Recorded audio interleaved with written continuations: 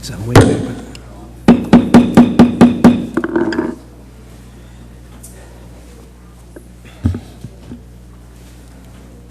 All right, good afternoon, friends and colleagues. Welcome to the September 11, 2014 System Oversight Meeting of the Prince George's County Board of Education.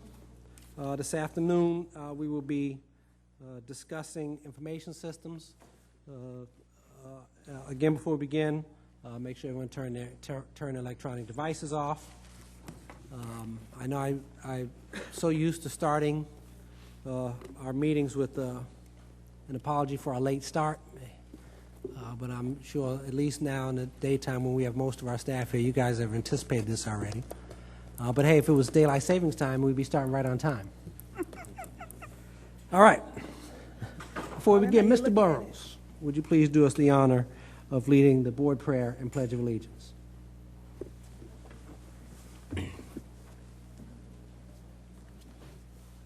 O God, we pray to administer that which is just in all educational policies, being ever mindful of your guidance. Stir us to action with love, wisdom, and understanding. Amen. Amen. I pledge allegiance to the flag of the United States of America and to the republic for which it stands, one nation, under God, indivisible, with liberty and justice for all.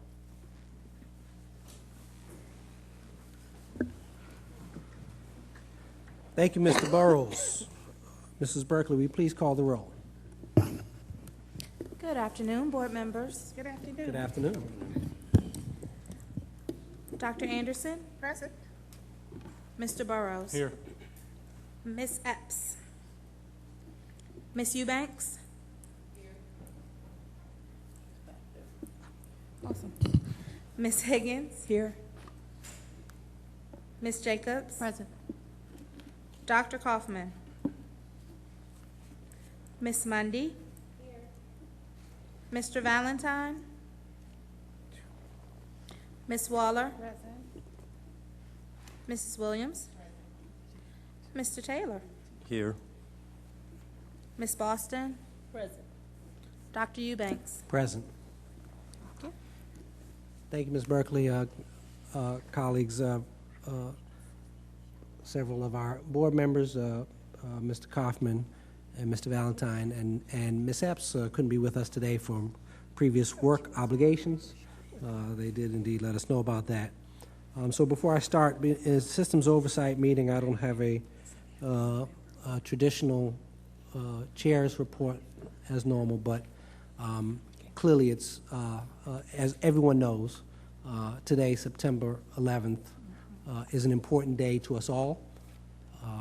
13 years ago today, every one of our lives were changed, as was everyone else's in this country and in many places across the world. So I want to first start in recognition to the heroes and heroines and everyday citizens who we lost on September 11, 2001. If you'd please join me in a moment of silence.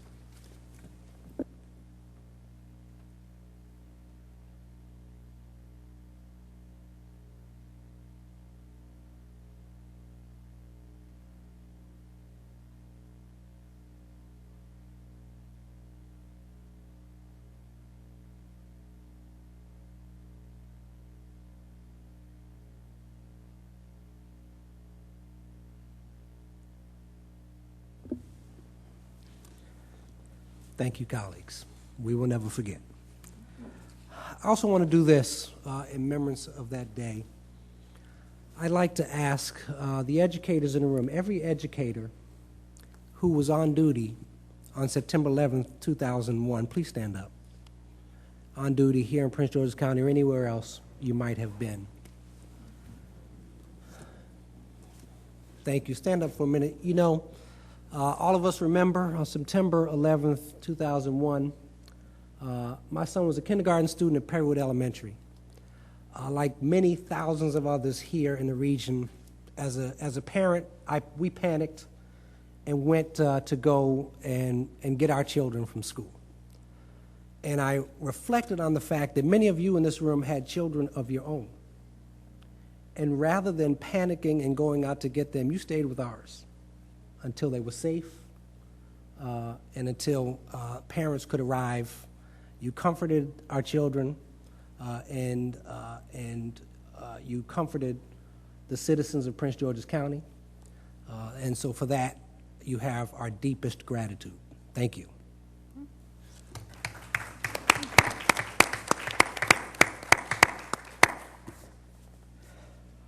All right. Now we have a systems oversight meeting to attend to. So let's start with the adoption of the agenda. Colleagues, may I have a motion to adopt the September 11, 2014 System Oversight Meeting agenda? So moved. Second. It has been moved and seconded. Is there any discussion? Seeing none, all those in favor, please say aye. Aye. Thank you. The ayes have it, and the agenda has been adopted. Colleagues, I call your attention to the October 28, 2014 board meeting minutes. May I have a motion to adopt those minutes? So moved.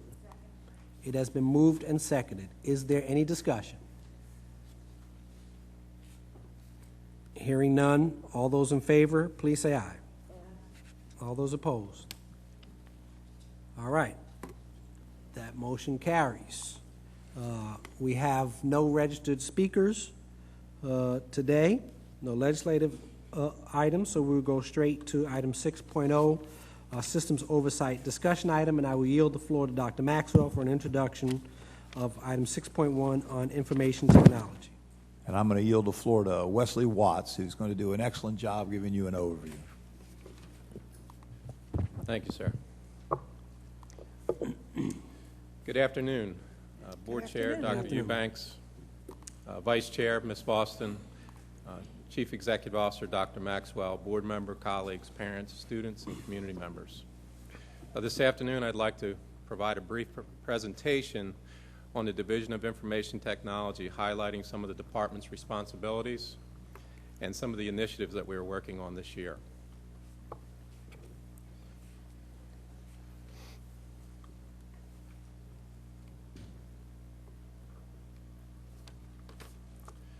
This slide represents our formal mission statement, and basically the Division of Information Technology takes care of many of the technical infrastructure, computing devices, phones, copiers, printers, and various other technical or technologies throughout the school district, in the classroom and in the offices.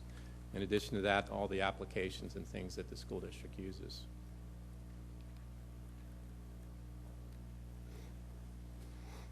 IT is comprised of 198 positions organized in 6 departments and the office of the Chief Information Officer's office. This year, IT's budget is approximately $54 million, including lease purchase funds to cover prior and current year's purchases. Managing IT has always been a team effort.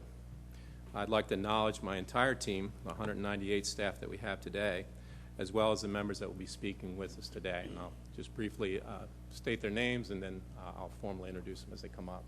Ms. Sharon Dent, our administrative assistant.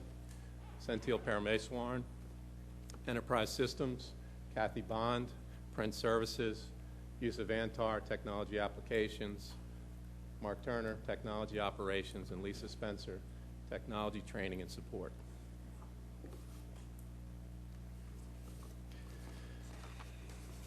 I would like to introduce Senthil Parameswaran, Enterprise Systems Officer, to share information about enterprise systems.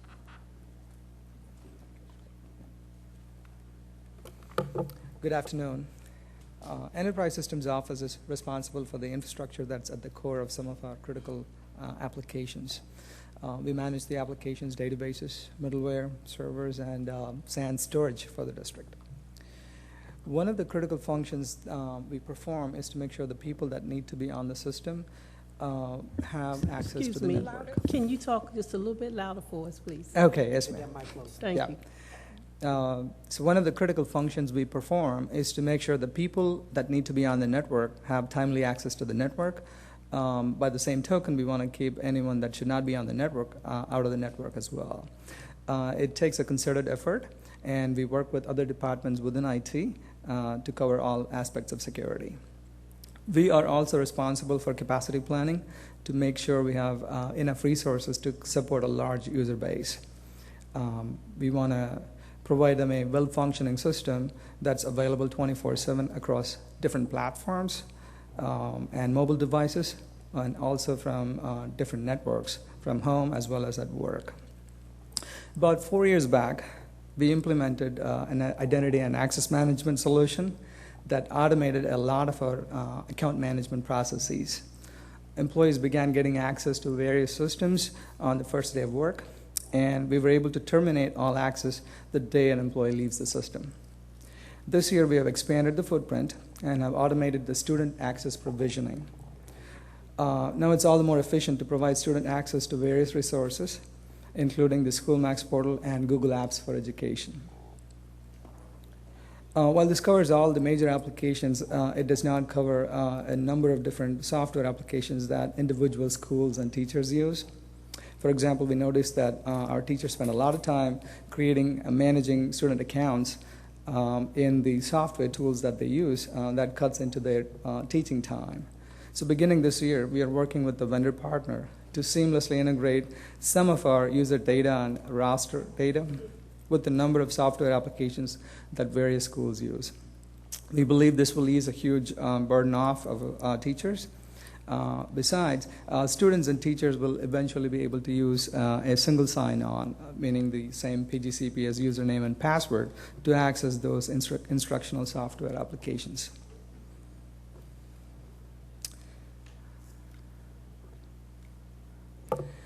We wanted to extend the automation and process streamlining to our parents as well.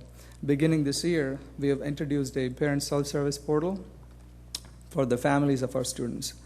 Parents and responsible adults can click on a link on the SchoolMax parent portal to register for an account. They provide some basic information about the student, confirm their settings, and get an account created immediately. We are capturing the user information in a directory services database, which allows us to open up other applications to our parents. They can reset the passwords online without having to contact anyone at the school. In fact, as of this morning, we have a little over 12,460 users have successfully registered, about 1,000 more than when this presentation was made. Our technology training team has put together some great how-to videos and documentation, and all of these are currently available to everyone. The next couple of slides are just screenshots of the registration process, wherein a parent can enter the student ID, date of birth, and then they select the parent name, provide some additional information. They select a username, set some security information here for future password resets, and the account is created. It's a very simple, straightforward process. On a related note, well after implementation, we found that a software bug was causing severe performance problems when users were using certain types of browsers and certain versions of browsers as well. So as a short-term workaround, we are currently blocking Safari, Chrome, and IE11. We are working with the software vendor. They have provided us a patch update, which is going to fix the problem. We are diligently working to apply this test in our environment and have the problem resolved as soon as we can. We are currently blocking Safari, Chrome, and IE11. So that said, I'd like to invite Ms. Kathy Bond, Manager Printing Services, to continue with the presentation. Good afternoon. On July 1st of this year, we combined two halves of a whole, the copier program and printing services, into one to form a managed print services in order to more economically and more efficiently route all prints within the system, from desktop printers to the more economical floor models of multifunctional devices. And then we will be implementing a shift for larger jobs to come from multifunctional devices into the print shop as a whole. Within this structure, we will also be providing ID badges for all employees at school-based level, so that logging in and out of the copiers will be easier. We are, in fact, in the process now of reducing printers within the school system. You can see there were a lot. So we're going from approximately 10,000 printers down to a more controllable 4,395 printers, which is about a 4-to-1 ratio for our staff.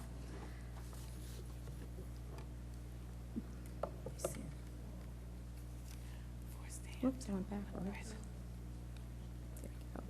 There we go. This is just a chart of how much that we are expected to save, and the different things that we've done within the whole copier program, managed print service program combining. We have given schools and offices now stronger devices so that copiers can be made more quickly. We have also provided color for the first time within the school system. In every school there is a device that's placed that is color enabled.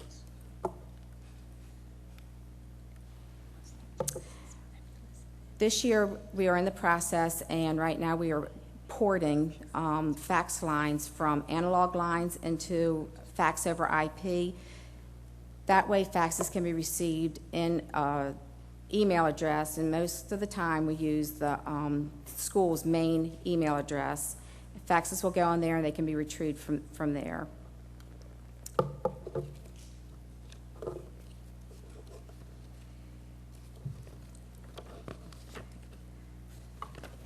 This next slide will show you, in order to get the ID badges made, we are partnering with the vendor to have them made. Emails went out last week for these to be made, but because Central's group is doing such a good job with not letting things get through that aren't supposed to get through, we had a couple of glitches. Emails are being resent out today. They should be hitting everyone's inbox at school-based level, probably late this afternoon. It's a very easy process. The end user will upload their picture. The pictures will go to the principals for approval, and then we will get them, the badges will be made, and we will supply them to the schools. That hopefully, not going to promise because I see how things go wrong from time to time, will be completed by the end of September. Once those badges are in the system, I believe that it will be easier for everyone involved to access their copiers. So with that, I'm going to pass you over to the Director of Technology Applications, Yusuf Antar.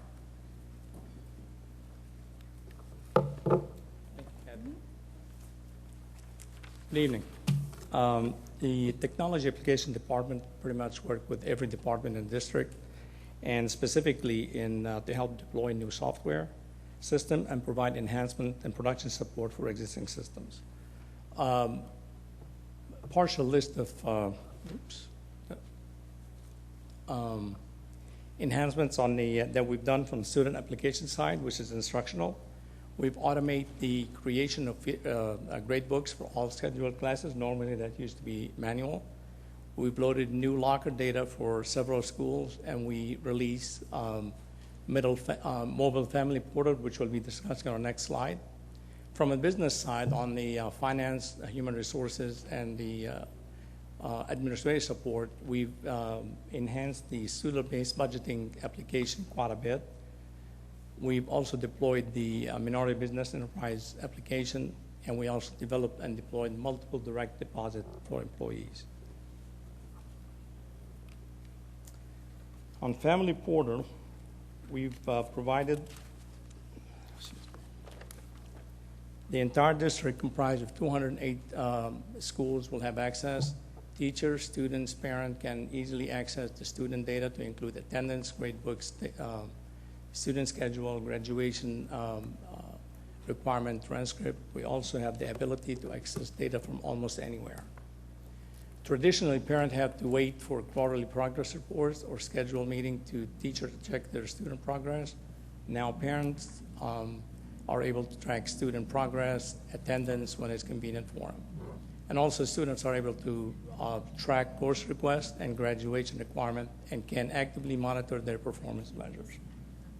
On the next slide, you'll see the image you'll see from your smart device of the Family Portal, which track attendance, schedule, course requests, gradebook, grades, graduation requirement, discipline, and we also have a profile of the students or parents, and we also have the feedback that we communicate with the parents.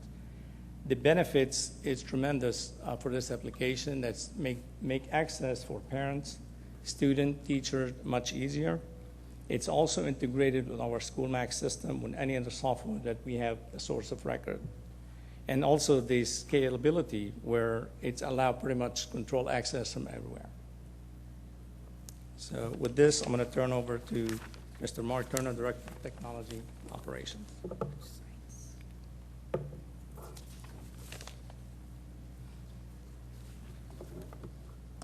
Good afternoon. I'm Mark Turner, Director of Technology Operations. I'd like to give you a quick overview of what my department does.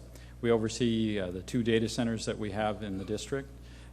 My group also manages the network wired and wireless infrastructure, network monitoring, internet access, web content filtering, backup and restore of user files and application servers, installation and maintenance of over 600 servers in the district, telephone networks and wiring services, and we also oversee the check printing and electronic file transfer process to the bank and third-party vendors. Some major projects and updates that I have for you is this summer we just concluded the 2-year project of a $23 million upgrade on all our schools and admin buildings with new network switches and wireless access points in every classroom. And also we centralized all our print servers and in the data center for better reliability and support. Some other initiatives that we're working on right now, collaboration within our area. We're working with Anne Arundel County, PG County Government, Howard County Government, and Montgomery County to bring IPTV, which is television, to our electronic devices, since we're now quite limited with what Comcast is providing us with the 3 DTAs in each school. Also, we're working with the University Systems of Maryland to bring in a memorandum of understanding so that we can use their network in the case of catastrophic failure, a failure of our main ISP, and will fail over to the University Systems of Maryland's network. We also are working with the county government on the 85 ICBN sites that have dark fiber that haven't been connected yet, and we're looking forward to migrating off of the ENA Verizon service to our own network. So that's pretty exciting for us.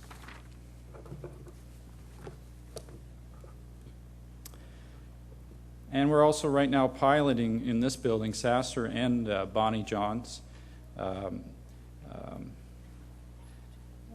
wireless guest account. And also this year we're going to be testing bring your own device and all the issues around that. We're also piloting with the state and local police MView, which allows the police officers in their car to have access to the school's video cameras in the schools. And we're also, as I mentioned before, implementing a mutual internet failover agreement with the University Systems of Maryland. And we're also in the throes right now of completing the voice over IP telephones service, and that should be done hopefully by December, where we're upgrading all the phones in all the schools and replacing all the phones to a VoIP solution. And also I'm supporting, as I mentioned before, the print services and the new fax solution that is being implemented. And this is a screen capture of the guest account and what would happen if we have a guest that comes to Sasser and they want to get onto our network. We would send them a link, they'd fill in this form, it'd go back to the sponsor would approve it, an email would go back to the guest, and the guest would get a user ID and a password, and they'd be able to get on to our network. We're also doing network monitoring with the Aruba Airwave, which allows us to see how our network's performing, and be more proactive in maintaining our network.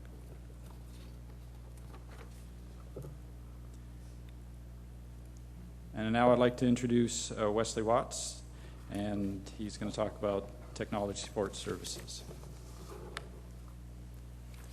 Thank you, Mark. Technology Support Services is comprised of 87 staff, and their primary function is to provide technology support for all schools and offices, managing the technology distribution centers, all the computing devices throughout the district, and supporting the IT high programs.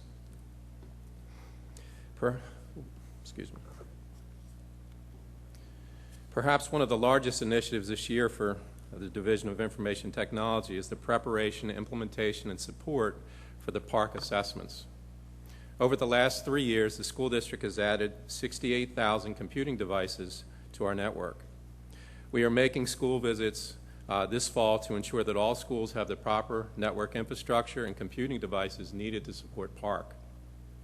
Our biggest area of concern is our ability to support 208 sites during the PARC assessment, the 220-day windows. And we're working on plans in collaboration with instruction and testing to make sure that we have the support infrastructure in place for PARC. So I'm going to turn it back over to Lisa Spencer, the Director of Technology Training and Support.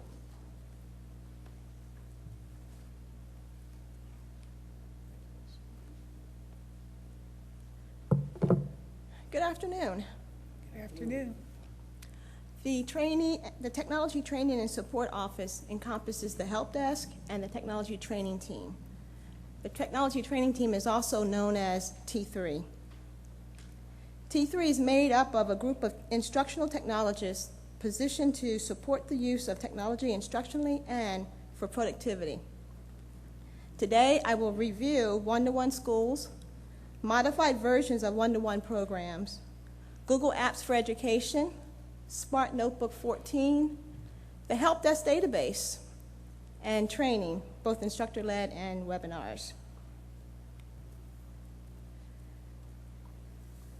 Whether you are a one-to-one computing critic or advocate, there is an emergent theme based on empirical research that should be given considerable thought. Although participation in one-to-one programs is associated with increased student and teacher technology use and increased student engagement and interest level, one-to-one programs typically show only a modest increase in student achievement, according to the Journal of Technology, Learning, and Assessment. If we focus less on one-to-one computing and more on how the technology is being used to support instruction in and outside of the classroom, we will be better able to address how our teachers can use technology to raise student achievement. Currently, there are 8 one-to-one Title I schools. They've added Benjamin Stoddard, Gaywood, Carrollton Elementary, and Andrew Jackson. Other one-to-one schools include Oxon Hill High School with Chromebooks, Academy of Health Sciences with MacBooks, Green Valley has Amplify tablets. Croon, Accokeek, and Tall Oaks are either in the process of getting their Chromebooks or have already received them, so they will have a one-to-one with Chromebooks.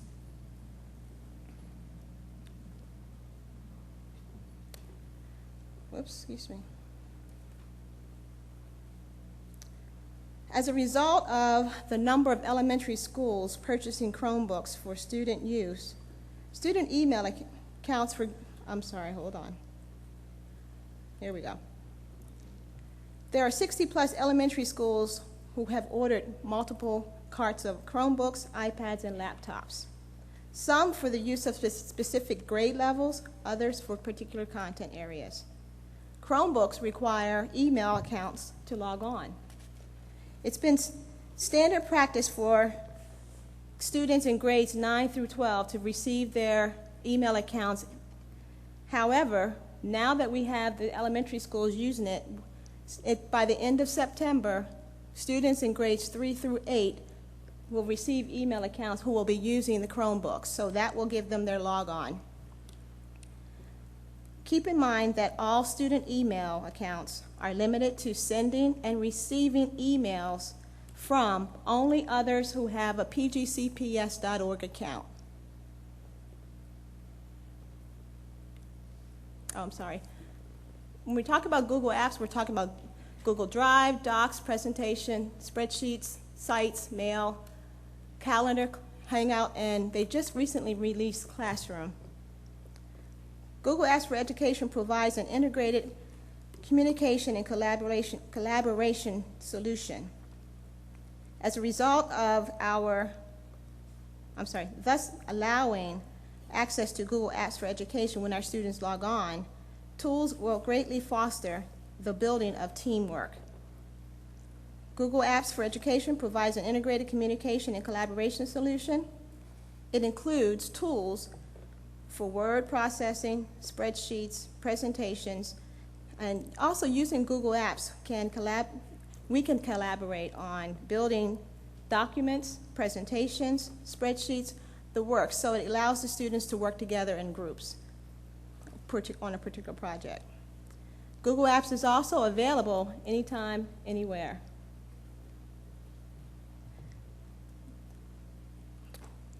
With the addition of classrooms, Google Classroom provides teachers with easy access to Google Drive, to Docs, and Gmail all together. It also allows teachers to create and organize assignments, provide feedback, and communicate to their classes. Training on the use of Google Drive and apps is important, especially now that many of our document servers in use to store staff and student files are slowly dying. So before they actually go away and files are lost, we are doing T3 will be pushing out a large number of Google trainings to help staff as well as students to start saving files onto Google Drive. Training on the use of Google Drive and apps will be available, and T3 is positioned to deliver that training. Using Google to save documents will also allow for the sharing and collaboration on the creation of those documents, presentations, and more, not to mention ubiquitous access. T3 offers a number of technology trainings in support of instruction, as well as trainings on Oracle modules and SchoolMax, as well as other productivity tools. This summer, we had a total of 470 teachers attend our Tech Tuesday sessions, with another 196 participants in our Wednesday webinars. Mind you, they were not compensated to attend. From July the 1st, 2013 through June 30th, 2014, T3 actually touched a total of 7,718 attendees during the T3-led trainings. Another big push is going to be our electronic whiteboards, or our interactive whiteboards.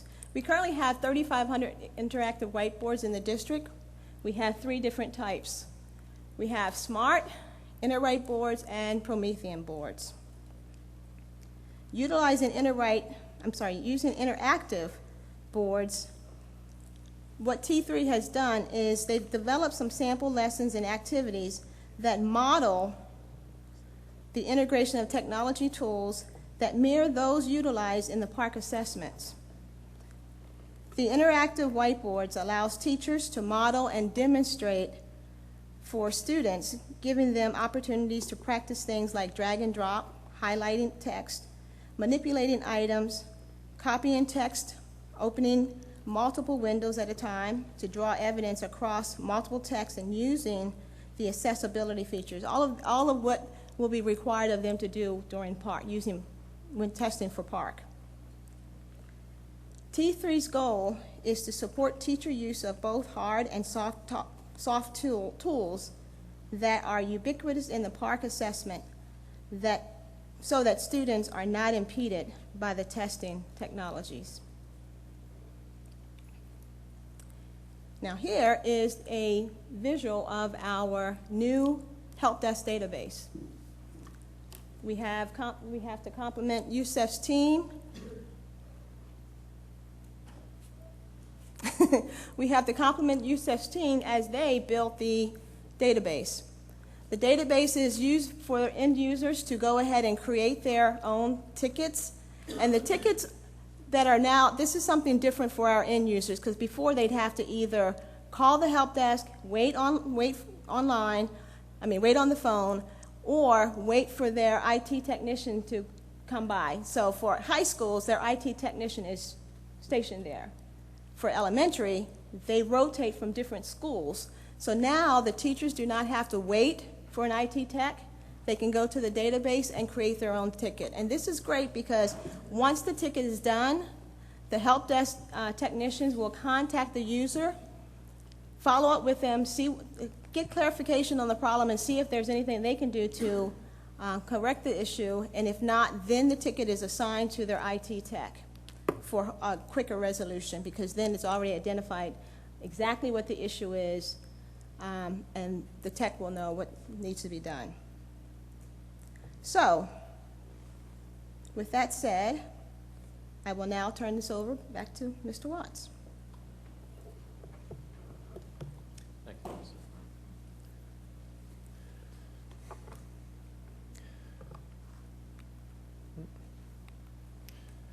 So this is a very exciting year for IT, and in particular, this year with our IT programs, which is our student-based programs. Our first class of seniors at Fairmont Heights High School will be graduating this year. I couldn't be prouder of all the hard work and dedication of the students in the program and the staff that support it.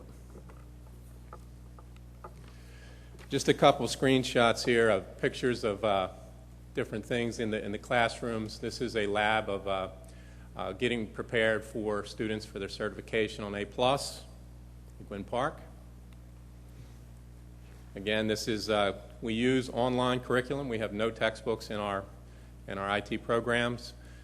This is an online course here that we use for A+ certification. The students can reach that from home as well as in the classroom, obviously. And this is a classroom at Fairmont Heights High School, which is the programming and web programming and Cisco Academy class. So they have two different curriculums there, engineering and programming, going on right now. Again, this is a student-led teaching activity. Through the process of learning HTML, CSS, and JavaScript, students went through at a 94% rate. Our students were certified in HTML5 and JavaScript last year. And a lot of them led these sessions themselves. So just a little historical slide. You can see the growth of the IT program from year one to today. That number is still in flux a little bit. We have over 500 students, and that's growing larger by the day as classes settle. But you can look at the certification exams that have been passed from year one, year two, year three. I mentioned the highlight last year. We had a 94% passing rate in our classes in the web development and HTML classes. And another highlight that we're trying to work on and hope to have with the addition of the grant received last year, one of the things that we want to do is provide students with real-life experiences. So just last year, we had 12 students in internships. We had 2 at Web Services for the district. They work with the communications office, helped build changes in the website. We have 2 that manage a business's website. Clinton Computing, down in Clinton, obviously, hired 2 of our interns, and they build and manage their website for them, the business. We have 3 students that intern with the county government this year, and we have 5 students that have interned with IT in the technology distribution centers this year. So we've gone through a lot of material. We highlighted several of the main initiatives that we have going on right now. And I think we're ready to close and answer any questions you may have.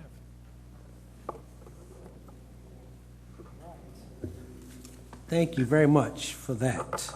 And of course, we have questions. I have Ms. Boston, I got Dr. Anderson, hold on, let me get my list.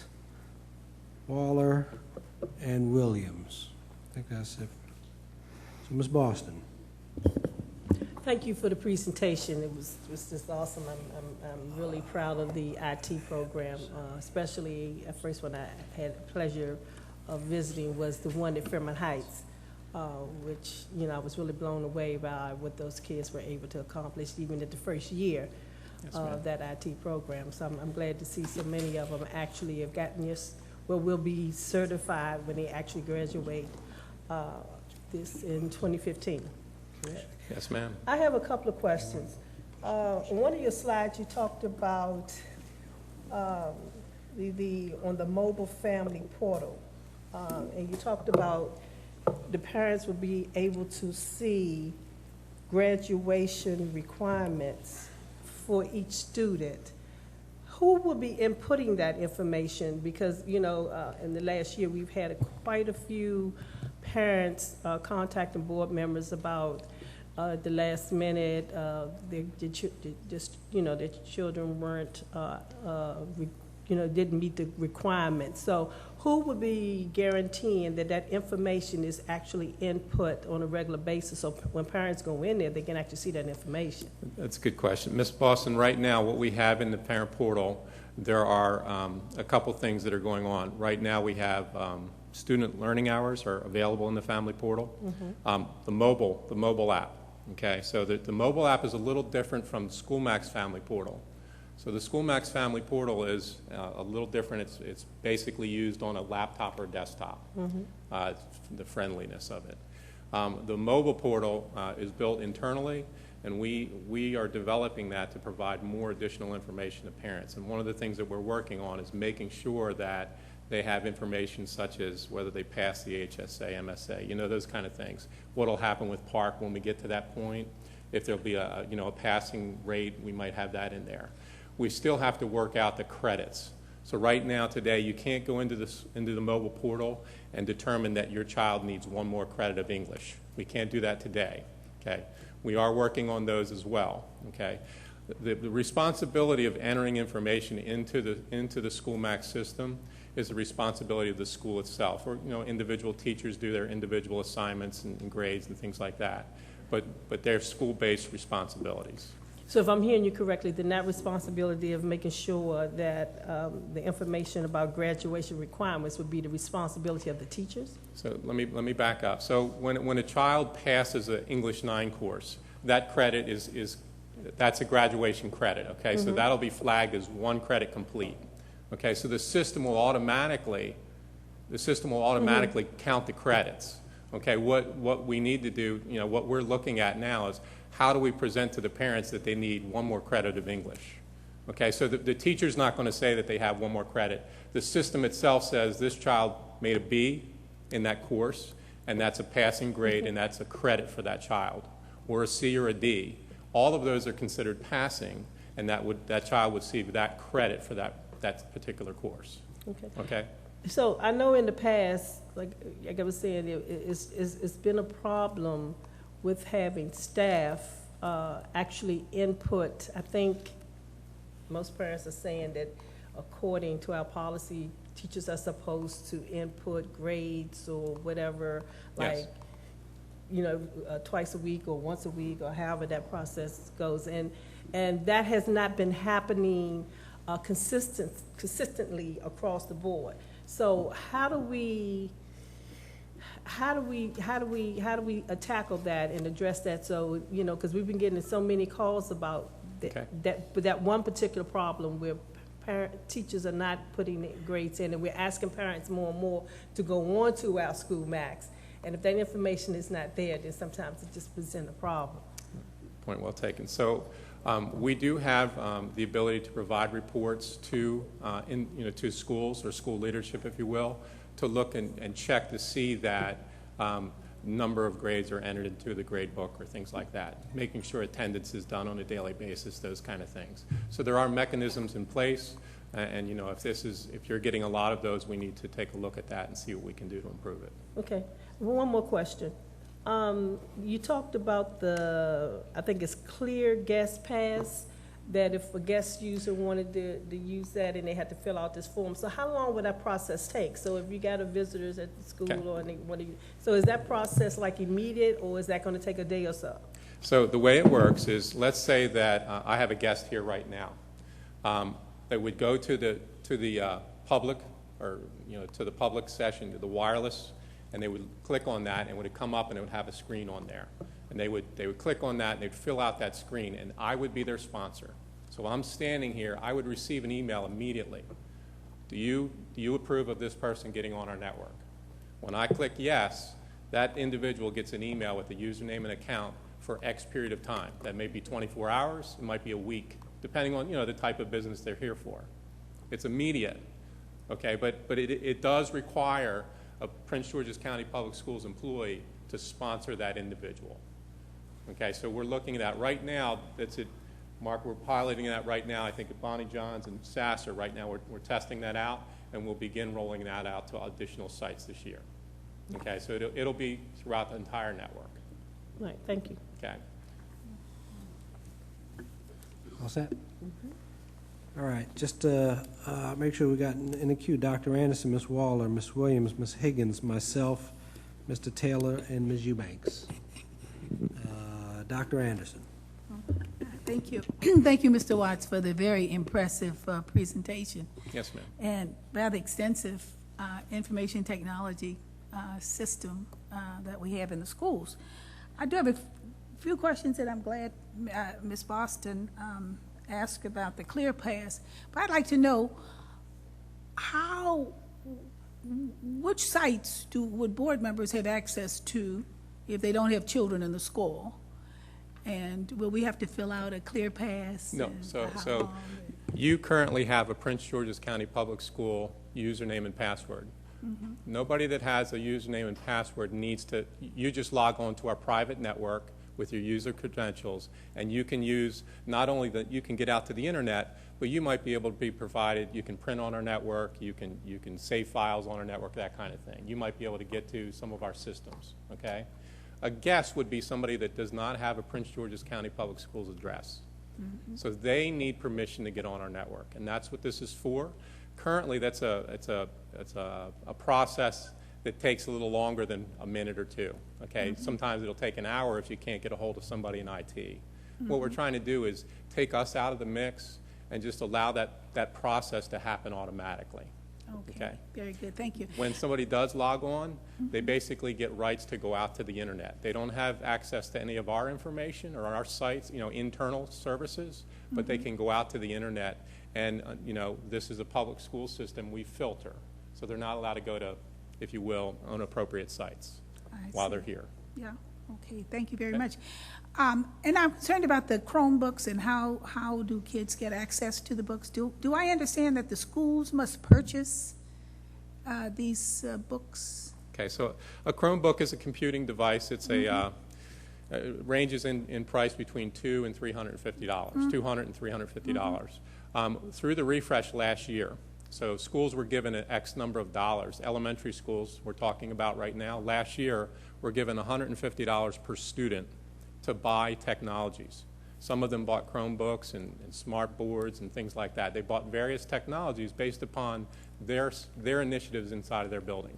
Mm-hmm. Okay, so these schools that bought Chromebooks, they bought it with a district-funded, it's called a technology refresh program. It was district-funded. It did not come out of their SOR funds. Some may have added some of their SOR funds to buy additional, but every school, every elementary school received $150 per student last year to buy this equipment.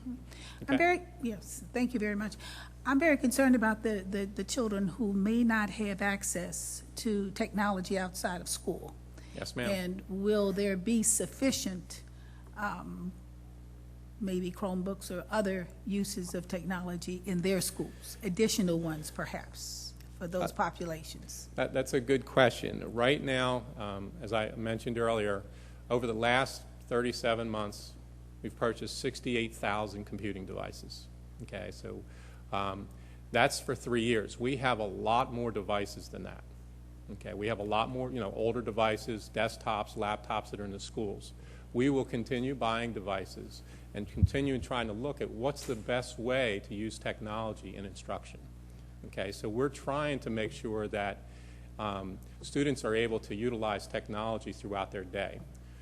Maybe not every day you use a Chromebook in the classroom, but if there's a specific activity or lesson that requires technology, they bring it out and let them use it. And, so that, we may not have one-to-one in every single place and those kind of things. And really, this is, millions and millions of dollars. So we're trying to make sure that when we do things, we try to do it right. So we do have a little, we have a little bit of pilots and different things that we're trying to see what gives us the biggest bang for the buck. And allow all students to have access to the technology Absolutely. on a regular basis? Yes, ma'am. Okay, thank you very much. Mm-hmm. Thank you. Ms. Waller. Excuse me. Thank you so much. To follow on with some of the questions Mrs. Boston was asking about the identity management and the parent registration, almost on a daily basis now we hear about hacking of systems and the, our information not being secured. What are we doing to ensure that the information that we're getting from parents and our guests, is being kept, the backup? And do we have a liability? That's my first question. So, and then, okay.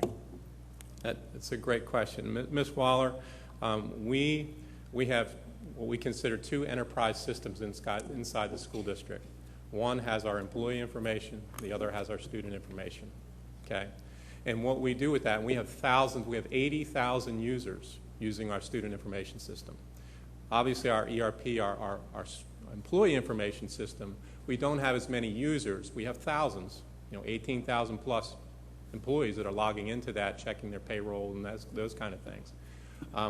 What we do is we have a company that when we expose something externally, that we work with a company to make sure that we are as secure as we can be. Okay, so we hire a company, just like banks do and other entities, to make sure that what we're doing does not expose our systems. It just exposes what we want out there, okay, and the limited information. We do, this is, as you hear about it every single day, and we're trying to do our due diligence to secure our information. And it's challenging. It changes. It's a changing thing every day. But we do, we have secure sites, HTTPS, and various sites that try to prevent those kind of activities to occur on our systems. And I know that when you talk about the persons having the guest passes, then it would be some type of check on the persons that are coming into our facilities to use our systems. I'm thinking, you could have somebody come in that you think that would be whatever, and so I would have a concern about, that also. The printing, I think it's great we're reducing our desktop printers to the multifunctional devices. So in a school, we know we have a lot of employees. What happens when you have a number of employees that need to copy all at one time? When you have the various desktop, everybody could do it, whatever, but if you only have 1 or 2 machines, I'm sure our larger schools would have more, devices, but is this slowing down production? I'm sure there are peak times of when our teachers, administrators want to use the printers. What happens? It's a great question. So we have been getting requests and come out and take a look, see what's happening. There have been some complaints about some of the the printing. I don't have a printer in my room. I can't print. We've heard that there was a line here or there, that kind of thing. And what we're doing is we're making school visits now. Okay, so over the next week we're going to make some school visits and take a look to see what's happening. Why are they not able to print? If it's a technical issue, fix that, and try to address areas where we can improve it so that they're not waiting. They're not wasting time standing in line to print. And we have to work on those things. So we have a team of folks going out. We're going to hit the high schools next week, take a look at what's going on there, and try to resolve the issues that we're seeing or that are being reported. So in a school, we may have a number of printers. Are they all individual, or are they connected to one mainframe? If one goes down, will all of them go down? So with the copier program, when you print a job, you can go to any of our copiers and get that printout. So you can go in. Eventually, when our employees get their ID badge, they'll walk up, they'll flash their ID badge, up will come their print jobs, they press it and they hit print and they print. Any copier in the building, okay?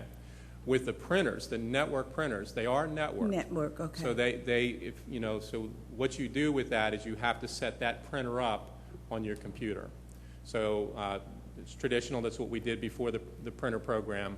So if there's 5 printers in your hallway, you could potentially set it up to all 5 and print to the one that the closest one to you, that kind of thing. But we have to take a look at, are people doing that? Are they just printing on the copiers? What is happening that's causing some of the issues that are occurring?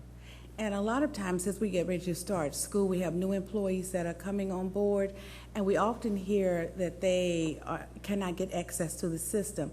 So would they be candidates to receive the guest passes so that they could begin work as soon as they're employed, or if they change systems, or go from one job? I guess as long as they stay in the system, they're fine. Yes. But you always hear about those new teachers and administrators that come in that say, oh, I can't get online, I don't have access. How are we helping them get on board quicker? That's a good question. So the first week of school, we were able to hand out 1,350 laptops. And we cannot hand out on a laptop unless you have your username and password. Part of our system requires that before we give you an asset, we have to know that you're inside of our system, that you're one of our employees. So what we did is we made sure through that first week, a lot of employees, that was cleared. But if you were hired yesterday, maybe you weren't cleared yet, those kind of things. So I know that quite a few employees that came into the system, we were able to take care of very quickly. In the instance that an employee has to wait a few days, for one reason or another, the guest access does not allow you to go to the systems, okay? It is going to allow you to go out to the internet. So if you're using your own personal email and you can get on the internet, you'll be able to get on the internet and go out and surf the web or go to one of the sites. But if you don't have a Prince George's County username and password, you're not going to be able to log into SchoolMax. You're not going to be able to log into your email, those kind of things. So that's really important that when somebody is provisioned on board, that we get that to them as soon as possible. And that's our goal.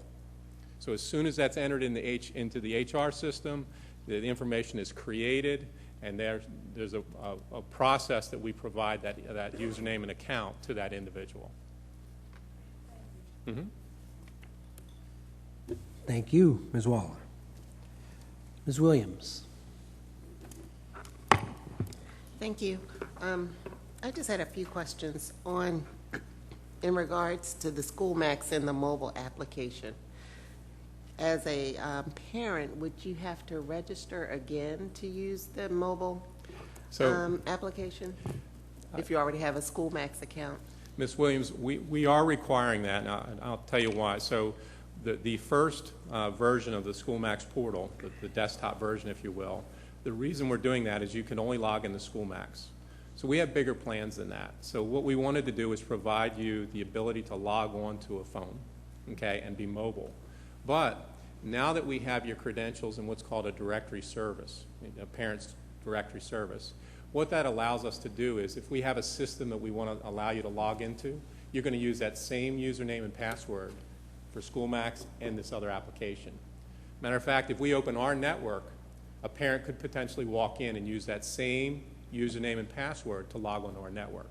We don't want them to have 5 different passwords from 5 different systems. So that's why we're doing it. Mm-hmm. I know it's a little bit of a hassle, but it is important. And we really think that parents are going to enjoy the experience of the mobile app, but we also know that down the road, they're really going to enjoy having one username and password for anything in Prince George's County for the life of the span that their children are in our district. Okay, so there was at some of the back-to-school nights, they've been told to re-register for SchoolMax and for the mobile. Yes. Because they would not have access to SchoolMax at all. But currently, I know a number of parents have said that they still can access the old SchoolMax. That is with correct. their So previous. we haven't shut that off, Okay. but they will not get access to the mobility piece of it. Okay. And potentially future apps when we do that as well. Okay, so we will, regardless of Yeah. whether they're still accessing the old SchoolMax. Yes. We are working. suggest We are registering. working on a PR piece with this to make sure that there's an understanding of that. We're working with the Family Community Services Group also to train them so that they can assist parents and share that information with them as well. Okay, thank you. The other question was regarding the email addresses for students. Are there email addresses going out to all students or only students who are given technology? Okay, so the way it works is that we require a lot of our technologies require students to have a username and login. Okay, and Chromebooks in particular, we want is a Gmail account. So our Prince George's County Public Schools account is a Gmail account. So in order for them to use them, we're creating them. We're creating them for all students unless parents opt out. Okay, so what we do is 9th through 12th we create, and then below that we create, and then parents have to tell us no. You know, if they don't want it, we won't provide that for a child. Okay. And on your slide 13, you say there was a term called locker data. What does that mean? Slide 13. Oh, the actual lockers. So inside of SchoolMax, as you can imagine, if you have 2,500 students, you have 2,500 lockers, the combinations. So inside there it has the actual, so you're assigned to this locker and here's your combination. Oh, so it's the That's what actual that locker is. data. Okay. Yes, ma'am. So that's all. That's all that I have. Thank you. Thank you, Ms. Williams. Ms. Higgins. Thank you very much. Could we look at, where is it? I think it's slide 29.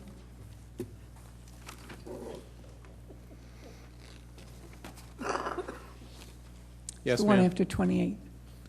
Okay. I just, I know Ms. Boston spoke about this, but actually is that 29? There it is. Ms. Boston spoke about this, but I don't think that we can talk enough about what an incredible achievement this is. And I know, Mr. Watts, this is something that you personally have been committed to for the last number of years.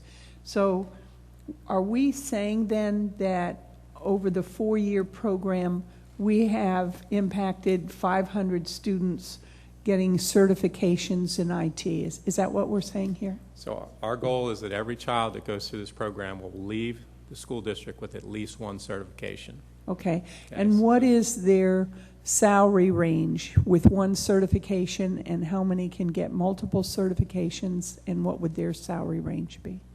So the program has computer repair, engineering, and programming. Okay, so computer repair you can typically think of anywhere from $37,000 to maybe $50,000 for a computer repairman. That's with high school degree and this certification. Yes, ma'am. Maybe we should switch jobs. Go ahead. When you get to engineering, you have several types of engineers. You have a Microsoft Systems engineer, you have a Cisco engineer. These jobs range in between $70,000 and $120,000. Okay, a certified Cisco engineer at the highest level is the wellest paid in the industry as far as engineering. And that's what we're doing. So how many of the highest level have we? So we're not there. when they graduate from our program, right, they'll have entry-level certification on Cisco. Okay. They will have the ability to be basically an entry-level engineer. I would say, what do you think, Mark? Wow. About $50,000 to $75,000. Wow. Wow. You know, and carrying the credentials obviously is not everything, but it means a lot that you've gone through these programs, you've had the discipline to go through them and to complete. And what we're trying to do is wrap around real life experience. These kids have built and repaired computers and worked on networks and made applications and everything. And I would assume many of them are capable into hacking into our system. Is that correct? We don't teach them that. Maybe at their break time. Whatever. All right. And this program started at Fairmont Heights and now is at 2 other schools. And when did the other schools expand to? So on this slide here, we opened in FY12 at Fairmont, FY13 at Gwynn Park, and last year at Duval. So Duval has freshmen and sophomores. Right. Gwynn Park has 9th through 11th, and we have 9th through 12th at Fairmont. Yeah. And so we're teaching these students not only the technical piece, we're giving them tremendous career opportunities and really showing them how to succeed in the workforce. Yes, they're in front of their classmates all the time. They're presenting. They have all kinds of skills besides technical. It's really an exciting program. Yes, I imagine. Dr. Maxwell, I want to thank you for your leadership in this and the incredible opportunities that we're giving our students. I know this is not the only one, but this is very unique for a school system to be offering our own students within our own IT program. Thanks. Thank you. It's just thrilling to revisit that issue. So I have a couple other questions. The printers. So I understand all about the paper war. The board is going through the paper war as well. When we talk about going from 10,000 printers to 4,000 printers, that was in one of the pieces. So whose printers are being reduced? Is that happening in the individual schools? Is that happening in Sasser? How many battles are we fighting? Because I certainly would argue there are a few battles. Yes, I'm okay? sure. 6,000 probably. Go ahead. We, the way it works is we basically go to a school, and let's say that a school has 200 staff. Okay, we divide that by 4. Okay, and we say this is how many printers you have. So you have 50 printers. We talk to the principal and we say that we need to have one of those printers in the health service suite, and the other 49, the school place them anywhere you want in the school building. So that's really the principal's choice of how that works. Very similar when we go into a building for the copiers, we talk to the principal and school leadership of where they want the copiers throughout the building. You know, multi-floor buildings, those kind of things, we place them. Okay, so with the copiers, it's a little bit more difficult. The printers usually just plug into the wall. Some of the big printers require special electric. So you just can't move them down the hall every, half a year, that kind of thing. It's pretty much permanent when we put in, a special circuit for that copier. Okay. So are we adding copiers, taking away printers, or we're replacing copiers? Or we have, we've replaced the copiers throughout the last year, and the copiers that we put in they're a little bit more, they can print more impressions. They're a little bit more robust than the previous version that we had in the schools. Right. Okay. As I mentioned earlier, we're allowing the prints to roam. So if you print to the copier, you're not printing to one copier in the building. You can go to any one in the building and get your job out. Okay. Okay. Whereas a printer, you print to that printer usually, and you have to go to that printer to get your job. Okay. I heard you say that there are some lines and some challenges with this. Is this on an ongoing basis being revisited? And of course, the issue is that staff who are teaching or administrators or doing other things to have to wait for a copier or to get up and walk over to a copier may not be the most efficient use of their time as well. So Yes. Is this an ongoing balancing? So we need to take a look at that. So we've gotten these reports. We're investigating that now, Ms. Higgins. Okay. And then is that happening, the reduction in printers happening throughout the system, so in the administrative buildings as well, or is it only at the individual schools? It's happening throughout the whole school district. So IT's taken a hit, right? Okay, just checking. and everybody's real happy about it, I'm sure. I'm trying to get rid of the Great one in by my choice. office. I'm sorry, yeah, right. I said, I'm trying to get rid of the one in my office. It's not always an easy conversation. Printing by choice, right? Yeah. Okay, thank you. And then I wanted to ask about the temps. I know that there's some limitations. In fact, was at a school the other day where there are no internet availability in the temps. And I don't know if you're prepared or Mr. Stukes might be prepared to talk about how many temp buildings we have and what how many of them are completely without internet access. I am prepared. Oh, good. So All right.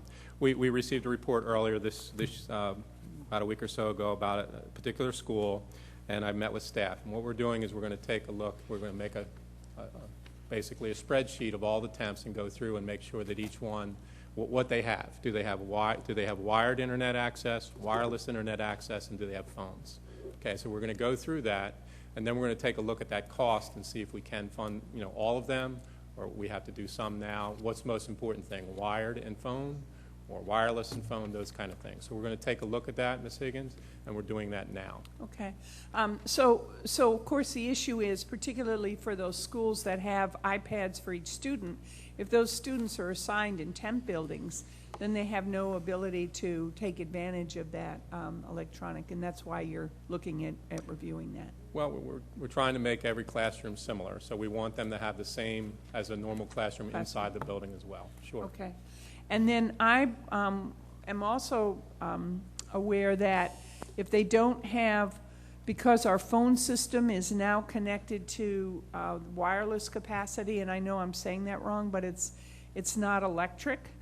There are two issues. One is that the temp telephones don't work because they are not connected to our internet system of phones. And secondly, if the building goes out of electricity, then the building does not have phone capacity. Could you respond to that? Yeah, so if a building goes totally out of electricity, so back in the day, there used to be something called an analog phone. Yeah. That even if your electricity went out, that phone had a dial tone. Yeah. I remember that, okay? Actually, I So still have one. Go ahead. We have some of those phones in the district, okay? When the entire building goes out, the electricity goes out, it is true that most of the lines they won't work in a classroom, that kind of thing, but there will always be a line or two in the schools. And I'll find out exactly how many, and it automatically rolls over to that line. So if a parent calls, it will automatically roll over to that line and ring on that line, okay? So there's lines like if you will, these lines would be in the main office area, that type of thing, where they have the main line. I'm not sure that the staff are aware of that. Okay. And then in regards to the temp, I got it. The temp building? Yes. They don't have phone access because they're not connected. And then I'll be done. Yeah. Go ahead. And like, we are going to do an inventory of the temps to justify that, okay? To see that? Yeah. Okay. Yes, ma'am. All right, thank you. Thank you. Thank you for your indulgence. Thank you. All right. All right, I'll go next. Of course, first to just add my kudos to what other folks have already said. And just in particular, I know just barely enough of this to be dangerous, but certainly to understand that in things like the enterprise systems, there's a comedian who says we complain about things and we don't understand what a miracle it is every time we send an email that is actually delivered to somebody magically from across the world. And the fact that your folks work so well to make that happen, whether it's emails and our phone calls and our regular systems that we just take for granted, that ought to work. And every time something's wrong, present company included, I send an email like, well, what's going on with this? So again, my real kudos to just keeping a system this big and this complex working technologically so well. You and your staff deserve a lot of credit. I want to ask questions about two areas. One, my favorite subject, SchoolMax. Last time we had the presentation, we talked about a lot of feedback from teachers about how complex and difficult it is. I think you alluded to some of it, but I wonder if you can give me a little more detail, particularly about SchoolMax's inability to interact with Edmodo and how difficult many teachers find in grades, and talk specifically about how some of the upgrades you did this year or that you're planning can really help teachers use SchoolMax more easily and more efficiently. Okay, so there's a couple different ways for teachers to enter grades inside of SchoolMax. Okay, and one of those is a little bit more user-friendly, more like a spreadsheet, that type of thing, where they can enter them and they can use the arrow buttons to go up and down. One is a little bit different, where they have to tab through things, and it's a little bit more intensive on the clicks, if you will, or the buttons. Regarding external systems, so there's a lot of companies out there that could potentially be a grade book, okay, and schools can, schools use part of that system, and then they want to enter grades into that system. As a school district, it's our responsibility to manage student data. Okay, so one of the things that we get concerned with is we want to make sure that all the data is in one place so that we can properly report to the state of Maryland and we can do our job. And if you can imagine the complexity of making sure that these are connected, and that every time an entry is made in another system, it gets ported over into SchoolMax. And if they change it, the change gets ported over.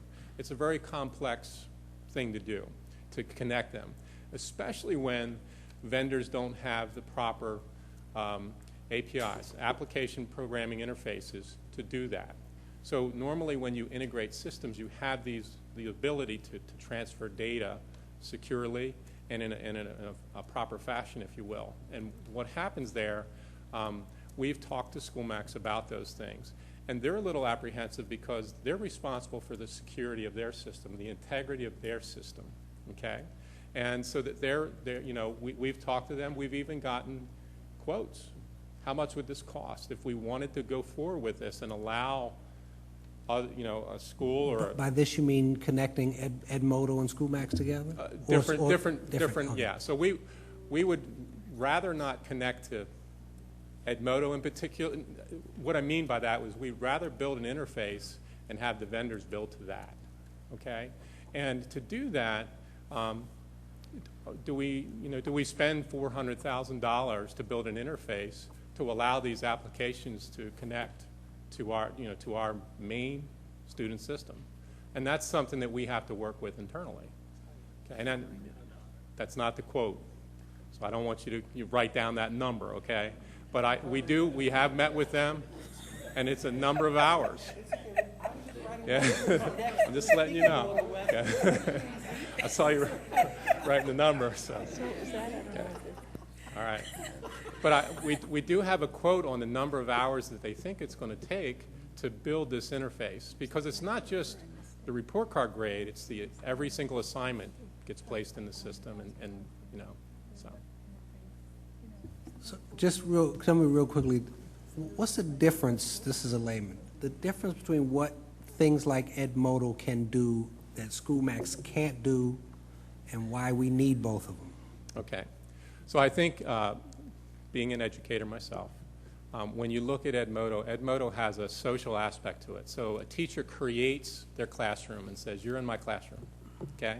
And then it becomes almost, I'm going to make up a word, Facebookish. So now it's social.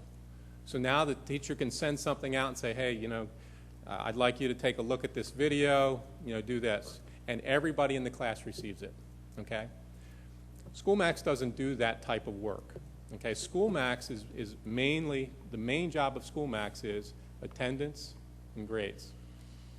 Okay, it houses that information. We print all of our state reports. We send all of our data between the state of Maryland and Prince George's County Public Schools with that main system. Okay, so one of the things that Edmodo does that's very attractive to teachers is it allows them to post the homework assignments online. That's big. And it's a simple interface. It's a nice interface. Okay, so that's what they did. Edmodo was created by teachers, okay? And they've been funded by Gates and various other companies to basically build this out, other foundations to build this out, and it's being used by millions. Thank you. Last question on this. Do you have a formal mechanism where you have, some kind of a pilot group, a test group of teachers, parents, and students who are your focus group, who can go through and do anything that they can to try to mess with the system? And number one, you should, and if you don't, I'll be glad to be one of your parent volunteers to try to break SchoolMax for you and give you some good feedback. So from Dr. Eubanks, from time to time, Lisa's group, the training group, works with parents on a variety of levels, and teachers, of course, on things like that. So if there's an issue or there's a new application that's being put out there, they will work with different entities to share that application and get their feedback. Okay, and when we were implementing SchoolMax, we definitely work with a lot of parents. Great, thanks. I would recommend maybe something a little more formal. Okay. Could be an idea to think about. I want to go one more issue, and that's slide 18 about Common Core Park, and wonder if you can give me a little more detail. Clearly, this year when we implement Park, we have to be ready, and every school has to be on target, and we can't make any mistakes. So tell me, if you can, about a little more detail about how the testing has gone so far, what's gone right, what's gone wrong, what concerns you, what we still need to do to make sure that when we implement Park this year, we make no mistakes. So Park online testing is going to be nothing like we've ever seen before. Okay, so we've been testing students, 10 and 15,000 students, and last spring 25,000 students at a time for an X period of window, 15 days, 20 days in a row. Next year will be 90,000 students. Okay, every single school at the same time, 2 20-day windows. So 2 20-day windows where 90,000 students have to go through this battery of tests. What we've seen over the past few years is when an issue occurs, it usually occurs at the beginning, the first day or second day of testing. Okay, and what happens is we figure out what the issue is and we fix it, and the rest of the days run pretty smoothly. Okay, unless the vendor has an issue, then it affects everybody testing. We've experienced that in the past as well. So the vendor, if you can imagine, we're testing 90. I would imagine a couple school districts up the road are testing huge numbers as well, and all of this is going to one vendor. So there's a lot of things in play. What we're doing is we're making sure that we have the network bandwidth in place, the labs are ready, the classrooms are ready, the wireless, the devices.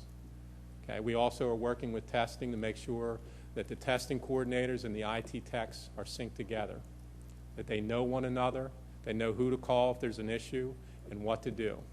And we're working on that. Okay, we have a Park implementation team. We're beginning to meet this month, actually next Friday, I believe. And then we go month to month to discuss how we might put the proper supports in place. It is going to be a challenge, Absolutely. Dr. Eubanks. And what do you feel about where we are with network bandwidth? Are we there? Are we We're close? We're there. I'm not worried about the network bandwidth. I'm worried about us being able to support 90,000 students. What I mean by that is being able to, if there's an issue, being able to get to that issue, fix it, and continue. That's the biggest challenge right now. Okay. All right. So Mr. Watts, we did a test. I know we didn't have that many pieces of equipment, hooked to it last year, but, how did that go? Because I think that's part of Dr. Eubanks' question. And do we have additional dry runs planned to make sure that when we turn 90,000 switches, Yes, sir. That we run? So, great question. Dr. Maxwell, we ran a pilot last spring. We did experience a few issues. Last spring was the first time we used a Chromebook. Okay, last spring was the first time we used an iPad in testing. Okay, both of those worked rather well. Okay, we have been working with laptops and desktops for years, and a majority of our testing will probably be with laptops and desktops. Okay, but there will be some areas where we use these other ones. We are planning, preliminary planning right now is in February. We're going to run another a pilot, if you will, to see basically an infrastructure pilot to make sure that we got everything in place. Okay. Right now, we're doing site visits. So what we're doing right now is making sure that a school says that they have 75 devices they're going to use for computing. We want to see what they are. We want to see the classrooms that they're in. We want to make sure that everything's okay. And that's kind of what's happening right now, just preliminary planning, making sure everything's in place. Again, a pilot again in the infrastructure trial, a second one in February. Great. Thank you. Thank you very much for that. Thank you, Dr. Maxwell. All right, I have Ms. Eubanks, Mr. Burrows, and Ms. Jacobs. Ms. Eubanks, you're up. Most of my questions have been answered. That's why I like going last. But in reference to printing with the copiers, I see you're talking about using the ID badge. I spent a lot of times in schools, and most of my schools that I've been to, what they use now is the same way we enter the system itself. So you're thinking using the ID badge would be easier? Absolutely. Okay. You walk up, Ms. Eubanks, you walk up, you do this.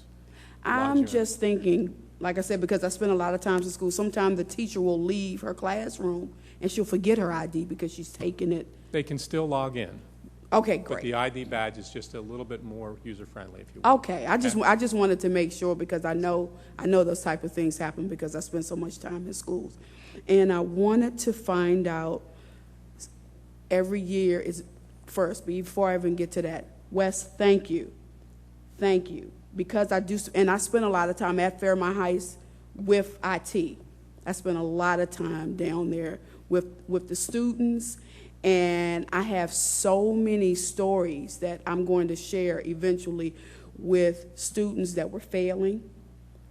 It's just because as a system, we didn't have anything that met them where they are. And just to hear how they've turned around, their attitudes about learning and education, it's just a wonderful thing to see. And I just want to personally thank you. I thanked you before, but I want to personally thank you again because this was your baby. And I'm happy to be able to watch it evolve and grow. But my next question is, are we going to be blessed enough next year to see it added to another school?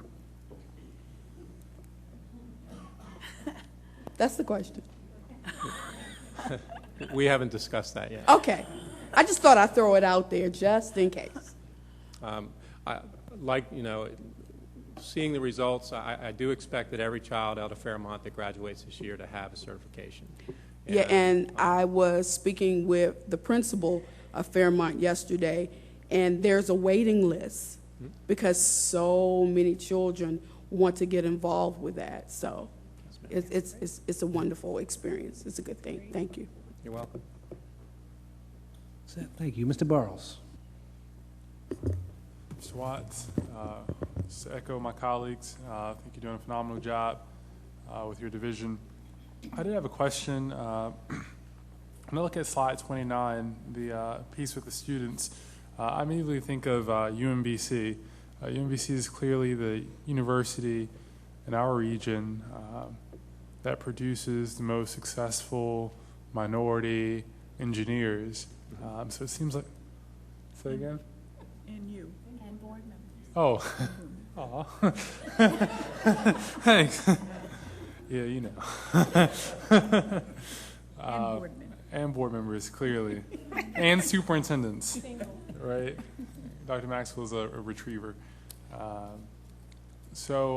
What, as moving this forward, what would a partnership look like? Have you considered it? So, Edward, this has been a gradual progress for us, progression. And last year we were blessed with a $7 million grant that included Fairmont, included a couple other schools that you're well aware of. And part of that is a mentoring program and to build those collaborations. So my skill set is not, building a collaboration with the university. So my skill set is doing what we're doing inside the classroom and trying to get those things set. And what I'm hoping is from these this opportunity with this grant, that proper, partnerships, MOUs can be in place that basically matriculate these children up to those spots. There are conversations going on between our school district and UMBC. Great. I know Ms. Price would be instrumental in that. She's a long time retriever that still has a lot of strong ties there. And then my second question or statement is around printing. I guess this question first. So we're saving how much with the with this move? I know it's each sheet that could have been printed at a schoolhouse for the same amount we could print here for significantly less. If we go back to slide 8, there's a couple bullets there that talk about the cost savings. So there's there's actually a few different types of savings. Right. A printer plugged into the wall, even if it's not printing, does take a little bit of electricity. So there's a utility cost savings there. We have 5,000 printers we're taking off the network. Okay. The estimate there is about $200,000 a year, $210,000 a year. The toner cost, the toner that we purchased over FY13, we spent $1.4 million on toner, and we spent $349,000 on newer devices for a cost of $1.7 million. Okay, this program encompasses toner. Toner no longer needs to be purchased for any copier or printer in this program. Okay, it's free. It's not free. Yeah, I got it. Let me back up there. I apologize for that. It's the wrong word. It's included in the contract. Okay, sorry. The management fee, as you can see here, is about a $758,000 savings to us. I want to say, Kathy, roughly is $1 million a decent number? It's around $1 million a year is what we're looking at. Yeah, and so I think we're moving in the right direction when it comes to the printing services for the school district. I think Ms. Bond is enthusiastic, excited, and working nonstop to ensure that that we do have the cost savings that we need while providing the services, while actually increasing some of the services that we do every day as a school district. And so I would encourage you to stay the course. Well, we plan to do that, Edward, but we also know that there's some issues out there that we would like to investigate and take care of. And one of the things that we don't want to disrupt the classroom. We don't want to change what's happening. We want them to be able to print. Right. They may have to do it a little differently. Right. They may not be able to print in their classroom, but we don't want it to be an obstacle. Right. Okay? And what we're hearing is there's some issues out there, and we need to address those. Got it. And also, we have the fastest network, K-12 network in the state. Is that correct? Or? That's correct. It changes every week. I'm not sure if we're the fastest this week. So. Well, I mean, that's something to be proud of. There's only really one issue that I have with your department, and that is taking Ms. Sharon Dent from the board office. Ms. Dent, when she was in the board office, we worked together throughout my entire term as student member, and she was phenomenal. And so I know you're lucky to have her. Make sure you take care of her. We do, Edward. We do. And if she ever wants to come back, I'd love to figure out how to arrange that. Good luck. Do you have any other staffing requests, Mr. Burrows? I'll be satisfied with that. All right. Thank you, Mr. Burrows. Ms. Jacobs. Hi, I think mine will be quick. Speaking of disruption in the classroom, just to be sure, so where are teachers printing and copying? So teachers can print on any of the copiers. Okay, so what has to happen is print drivers have to be loaded onto a machine. Okay, and if they're not loaded onto the machine, Ms. Jacobs, they're not able to print. Okay? So if they're loaded on a machine, they can print. If the copier driver is loaded on the machine, they can print to any copier in the building. Okay? If they have, so we took a number of printers out of the building. There are, one for every 4 staff, and in some cases that might have been 30 printers left the building. In some cases we might have added 5 to the building. Okay, and if their laptop was set up to print to that device last year, they should be able to print to it this year. Okay, if they're new teachers, they need to have those drivers added on to a particular, maybe the closest printer near them, the network printer, and they need to have that loaded so that they can print to that printer. So there's a variety. Usually what happens is they'll be able to print to a printer close by to them, perhaps maybe in the teacher lounge, and then maybe the copier. So what they used to do is print to the closest copier. Now they can print it to the copier program and just go to any copier and retrieve that print job. So then a teacher could be in a classroom and want to demonstrate something to the students and need to print something, but may have to leave the class to go get it and bring it back. That's absolutely correct. So that's one thing. If a teacher,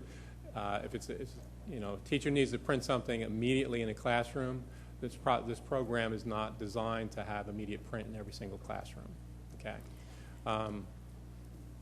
Another thing I should state about the printing, so when you print to the copier, it sits in a queue. It does not come out. Nobody else is going to pick it up and take your prints, that kind of thing. You walk down with your ID, you touch it, or you type in your username and password, and then it comes out. Okay, so and so what happens when the network goes down? Aren't all the printers connected to the network? Yes. So what happens? Use the copier. Just thought I'd ask. You take it. If you have a print, you can use the copier. But if you don't, you have to wait till Very similar how it worked before this program. Yes, ma'am. Is there any fix to that? No. Well, if the network goes down, we have to get our engineers out there and get it going. I just,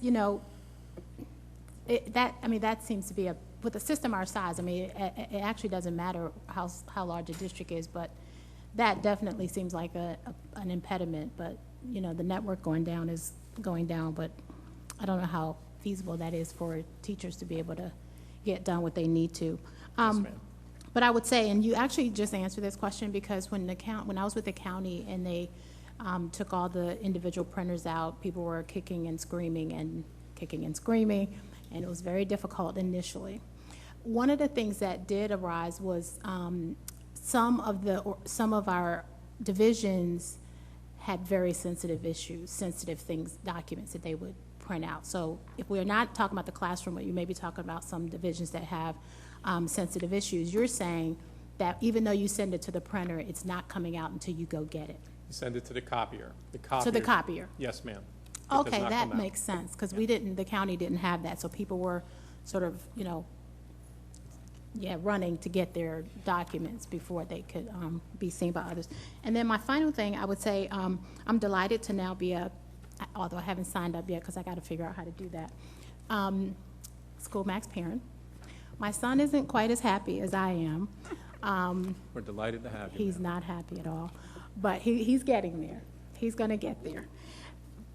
So for parents who are, I think to Ms. Boston's question, it really probably goes more to the administration about having the area directors really monitor teachers putting the information in the way the administrative procedure says they're supposed to put it in, which is twice a week.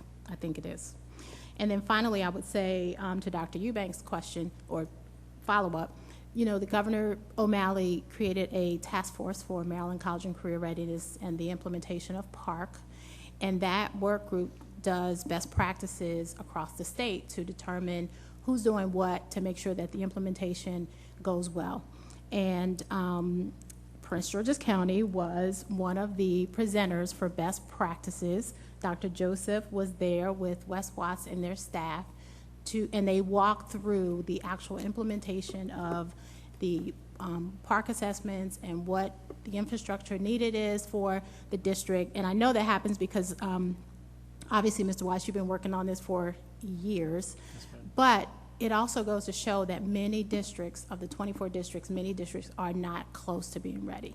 So hopefully next year we'll be able to see exactly how well ready we are. And there was also another presentation from a teacher in Anne Arundel County as best practices. So hopefully we'll be able to get there, and thanks for all your work on that. Thank you. Thank you, Ms. Jacobs. Welcome, School Max Rocks. I'm getting ready to talk to my daughter about this missing homework assignment as soon as I get home tonight. Thank you. Yes, sir. And you're right, your kid's not going to love it any more than my kids did, but it's worth it. Thank you. Thank you for that great presentation.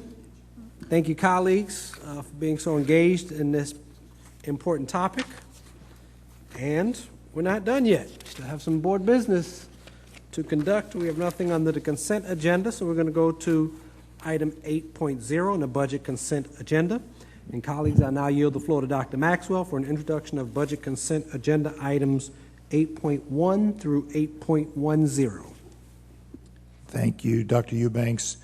Dr. Eubanks and members of the board, items 8.1 through 8.10 are for a variety of things, including an energy performance contract, 2 energy performance contracts, appropriation reassignments over $100,000 within a major category, and 26 FTEs, expenditure requirements for October 2014, and then there's a few change orders as well.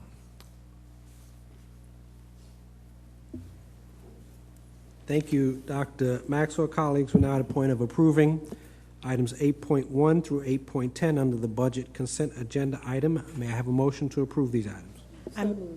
Second. It has been moved and seconded to approve these items under the budget consent agenda item. Dr. Anderson. Yes. I certainly am in agreement in approving the items, but there are some comments I'd like to make regarding 8.2 and 8.5. The language in 8.2 sort of begs the question. When we say that we have asked for a bid from one company, one wonders if the bid was asked to other companies. And also, if a bid of $400 was accepted from one company, one would want to know why isn't that considered a new program or new business. I kind of understand that the company was involved in the energy performance contract. So, but just for clarification, perhaps we might not want to say that a bid was asked and a bid was requested. And regarding 8.5, last month we received a change order regarding Eugene Burroughs Middle School.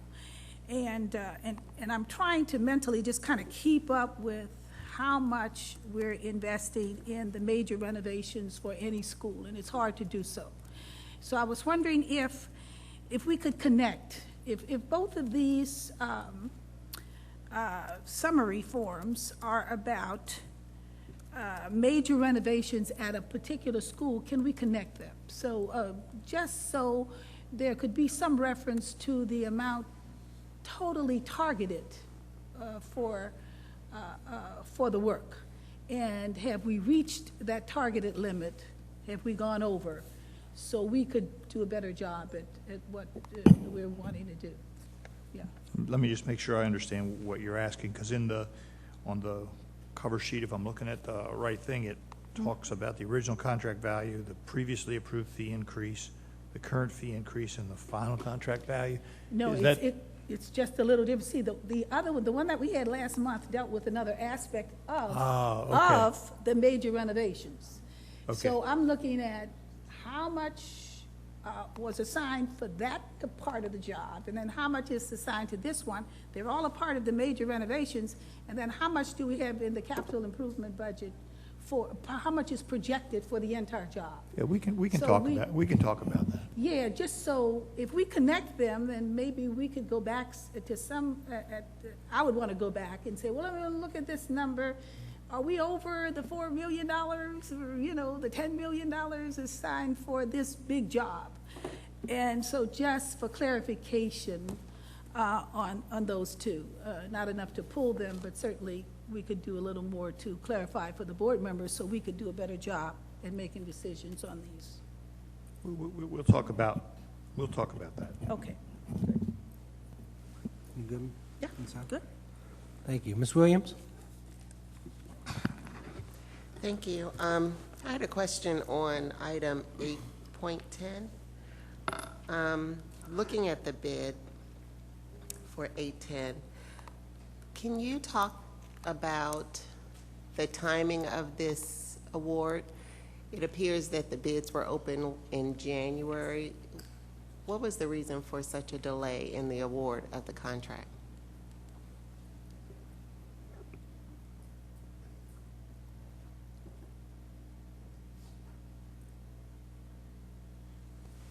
Good afternoon, everyone. You thought you'd get through a whole meeting without coming up here, didn't you? Well, I wasn't sure. This one is a delayed award, and it's because there was a protest on the bid, and so it had to go through a process of evaluation and clarification, and was ultimately satisfied, so that the purchasing office was able to recommend to Dr. Maxwell that we go ahead with the award. So we've satisfied all the requirements of the procedure associated with the bid protest, and that took some time.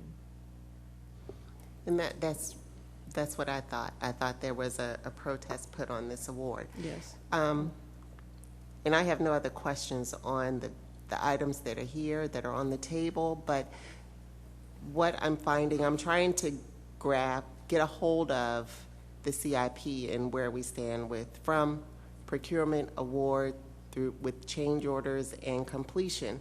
And I don't know how to ask or even what to ask for, but specifically I would like to see the process, somehow be able to track the process. Right now we'll get agenda items to be asked to be awarded for these items, but not knowing that they're coming. So I don't know if you do a regular spreadsheet of what is going out for bid, where it stands in the process, and when it will be awarded. If we could work together offline on trying to come up with some kind of spreadsheet on those items that are going out for bid and when they'll be awarded, then when it comes to us and we're looking at these contracts and these change orders, it's not such a surprise. So if we could talk maybe offline about doing something like that. And just to say, we do have a master spreadsheet, but since we have over 200 projects open, I think what would be helpful is we can target the things that are of most interest to the board, maybe in a more narrative form that's a little bit more useful to you directly than... Yeah, and I think when we look at things like the buildings that are being renovated or built, and when we look at on-call services that are a multi-year base, those are the ones that I am particularly interested in. When we're talking about awarding, contracts on buying paper and supplies, I'm not really interested in something like that. But really, those capital improvement projects and those that involve multi-year contracts with consulting services and things like that.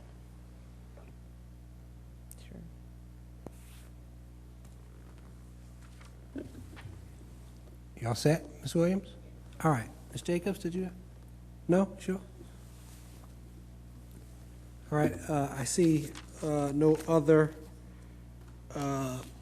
comments on items 8.1 through 8.10. So given that it's been properly moved and seconded, Ms. Berkeley, will you please call the roll?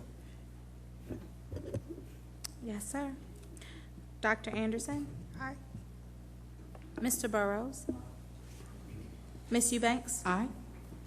Ms. Higgins? Aye. Ms. Jacobs? Ms. Mundy? Ms. Waller? Mrs. Williams? Aye. Ms. Boston? Aye. Dr. Eubanks? Aye. 10 ayes. All right, the motion carries. Thank you very much. We have nothing on either the non-consent, on governance unfinished second readers, on new business first readers, and no additional public comments. Colleagues, for follow-up items from the August 28, 2014 board meeting will be posted on board docs upon submission to the board office. So at this time, colleagues, may I have a motion to confirm actions taken in executive session on Thursday, September 11, 2014. Second. It had been moved and seconded that the Board of Education hereby approve actions taken in executive session on September 11, 2014, and are as follows: personnel appointments, personnel matters, legal matters, student appeals, and administrative matters. Any discussion about that? Seeing none, all those in favor, please say aye. Aye. All those opposed? Thank you. That motion carries. Colleagues, may I entertain a motion to adjourn? So moved. It has been moved and seconded. Is there any discussion? Before I say adjournment, just a reminder for those of you, I'm sure some of us in this room, you get a short break, but we'll be back here at 6 p.m. for our CIP open hearing. So we'll see you all soon. And with that, all those in favor, please say aye. Aye. Ladies and gentlemen, we are adjourned. Thank you.